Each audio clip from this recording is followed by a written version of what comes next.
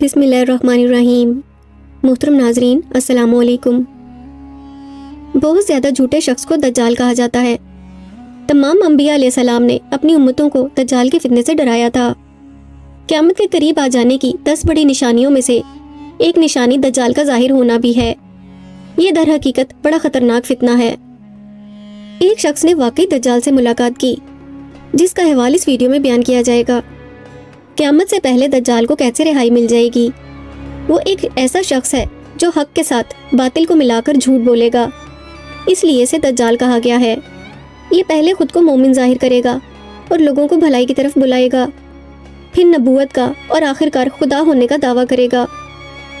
بنیادی طور پر دجال ایک جوان مرد ہوگا، دراز قد اور ایک آنکھ سے کانا ہوگا، اور کانی آنکھ ایسی ہوگی جیسے پھولا ہوا انگور ہو، جبکہ اس کی ایک آنکھ خون آلود ہوگی۔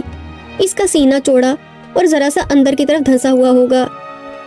دجال کی پیشانی چوڑی ہوگی اور دونوں آنکھوں کے درمیان لفظ کافر لکھا ہوگا، جسے ہر مسلمان پڑھ سکے گا، خواہ اسے پڑھنا آتا ہو یا نہ آتا ہو، اور اس کے بال گھنگریالے ہوں گے۔ دجال کے نکلنے سے پہلے دنیا کی حالت بہت بری ہوگی۔ اس کے نکلنے سے 3 سال پہلے ہی دنیا میں عام قحط پھیل جائے گا۔ پہلے سال آسمان 1/3 بارش اور زمین 1/3 پیداوار روک لے گی۔ دوسرے سال آسمان 2/3 بارش اور زمین 2/3 پیداوار، جبکہ تیسرے سال آسمان ساری بارش اور زمین ساری پیداوار روک لے گی، حتیٰ کہ اس خشک سالی کے سبب آسمان شیشے کا اور زمین تانبے کی ہو جائے گی۔ تمام چوپائے ہلاک ہو جائیں گے، شر انگیزی اور قتل و غارت گیری عام ہو جائے گی، آدمی ایک دوسرے کو قتل اور جلا وطن کر رہے ہوں گے۔ تب دجال مشرق کی سمت ایک اصبہان یا خراسان نامی شہر سے نکلے گا۔ غذائی قحط کے علاوہ علمی اور روحانی قحط بھی برپا ہوگا۔ علماء اور دیندار لوگوں کی قلت ہوگی۔ دجال زمین پر 40 دن رہے گا، جن میں سے پہلا دن 1 سال کے برابر، دوسرا دن 1 ماہ کے برابر اور تیسرا دن 1 ہفتے کے برابر ہوگا، جبکہ باقی ایام سال کے عام دنوں کی طرح ہوں گے۔ اس مدت میں دجال اپنے گدھے پر سوار ہو کر ساری دنیا کا چکر لگائے گا۔ گدھے کا جسم اتنا بڑا ہوگا کہ دونوں کانوں کا درمیانی فاصلہ 40 ہاتھ کے برابر ہوگا، اور اس کے گدھے کی رفتار کا یہ عالم ہوگا کہ ایک قدم اٹھائے گا تو 1 میل کی مسافت طے کرے گا۔ روئے زمین کا کوئی میدانی، صحرائی اور پہاڑی علاقہ ایسا باقی نہیں بچے گا کہ جہاں وہ نہیں جائے گا۔ تاہم مکہ مکرمہ اور مدینہ پر فرشتوں کی نگرانی ہونے کی وجہ سے وہاں داخل نہیں ہو سکے گا، بلکہ مدینے کے باہر دلدلی زمین پر پڑاؤ کرے گا۔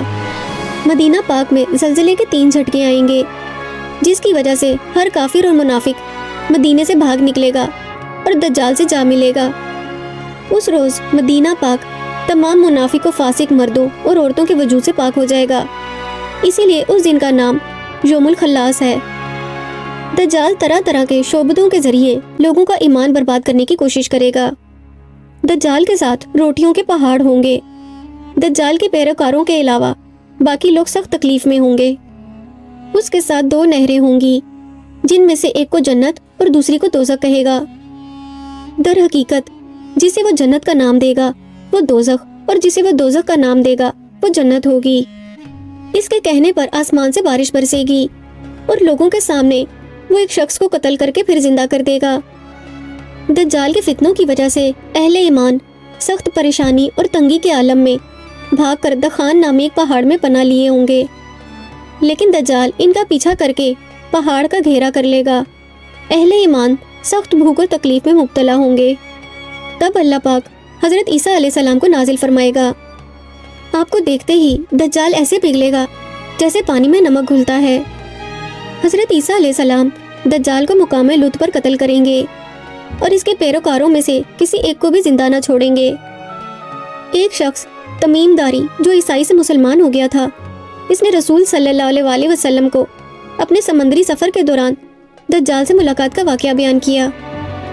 اس نے بتایا کہ وہ ایک بڑی کشتی میں 30 ساتھیوں کے ساتھ 1 ماہ تک سمندری طوفان میں پھنسا رہا۔ آخر کار انہیں ایک جزیرہ نظر آیا تو وہ چھوٹی کشتیوں میں بیٹھ کر اس جزیرے پر اتر گئے۔ سامنے سے ان کو جانوروں کی شکل کی ایک چیز آتی دکھائی دی۔ اس کے سارے جسم پر بال ہی بال تھے۔ لوگوں نے اس سے کہا، کم وقت تو کیا بلا ہے، وہ کہنے لگا میں دجال کا جاسوس ہوں، چلو اس عبادت گاہ میں، وہاں ایک شخص ہے جسے تمہاری خبریں جاننے کا شوق ہے۔ تمیم داری کہتے ہیں کہ جب اس نے ایک آدمی کا ذکر کیا تو ہم ڈر گئے کہ کہیں وہ کوئی جن نہ ہو۔ ہم لپک کر عبادت گاہ میں پہنچے تو ہم نے ایک بڑا قوی ہیکل شخص دیکھا کہ اس سے قبل ہم نے ویسا کوئی شخص نہیں دیکھا تھا۔ اس کے ہاتھ گردن سے ملا کر اور اس کے پیر گھٹنوں سے لے کر ٹخنوں تک لوہے کی زنجیروں سے نہایت مضبوطی سے جکڑے ہوئے تھے۔ ہم نے کہا تیرا ناز ہو، تو کون ہے؟ وہ بولا تم کو میرا پتہ کچھ نہ کچھ لگ ہی گیا ہوگا، اب تم بتاؤ تم کون لوگ ہو؟ انہوں نے کہا ہم عرب کے باشندے ہیں، ہم ایک بڑی کشتی میں سفر کر رہے تھے، سمندر میں طوفان آیا اور 1 ماہ تک رہا، اس کے بعد ہم اس جزیرے میں آئے ہیں تو یہاں ہمیں ایک جانور نظر آیا جس کے تمام جسم پر بال ہی بال تھے۔ اس نے کہا میں جاسوس ہوں، چلو اس شخص کی طرف جو اس عبادت گاہ میں ہے، اس لیے ہم جلدی جلدی تیرے پاس آ گئے۔ اس نے کہا مجھے یہ بتاؤ کہ بسان شام میں ایک بستی کا نام ہے کہ کھجوروں میں پھل آتا ہے یا نہیں؟ ہم نے کہا آتا ہے۔ اس نے کہا وہ وقت قریب ہے جب اس میں پھل نہ آئے۔ پھر اس نے پوچھا اچھا بحیرہ تطبریہ کے متعلق بتاؤ، اس میں پانی ہے یا نہیں؟ ہم نے کہا بہت ہے۔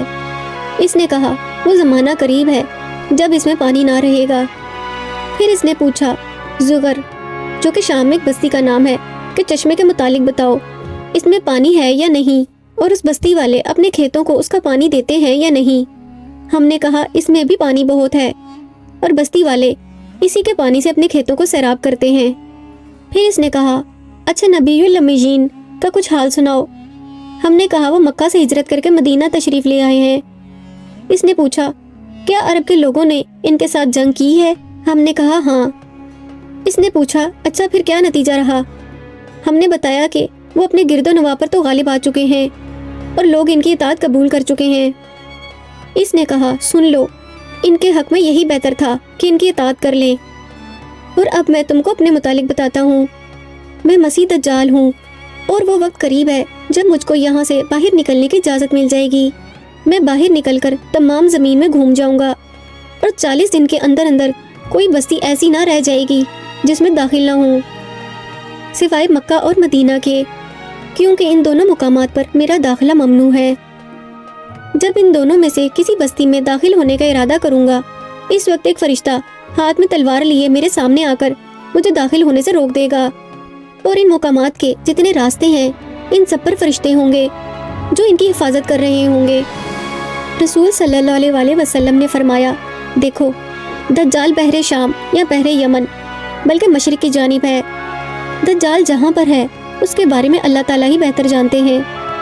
تمیم داری کے بیان کردہ سچے واقعے اور رسول صلی اللہ علیہ وآلہ وسلم کے مشرق کی طرف ہاتھ سے اشارہ کرنے کے پیش نظر بہت سے لوگوں کا خیال ہے کہ دجال پاکستان کے صوبہ بلوچستان کے ایک جزیرے استولہ میں موجود ہے اور ایک قدیم عبادت گاہ میں قید ہے۔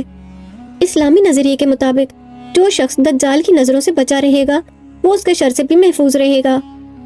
محترم ناظرین، اگر آپ کو آج کا واقعہ پسند آیا ہو تو کمنٹ کر کے اپنی رائے کا اظہار کیجیے اور اس ویڈیو کو لائک اور شیئر کیجیے، اور اس طرح کے مزید تاریخی، تحقیقی اور معلوماتی واقعات کے لیے ہمارے چینل اشال اسلامک اسٹوریز کو سبسکرائب کیجیے۔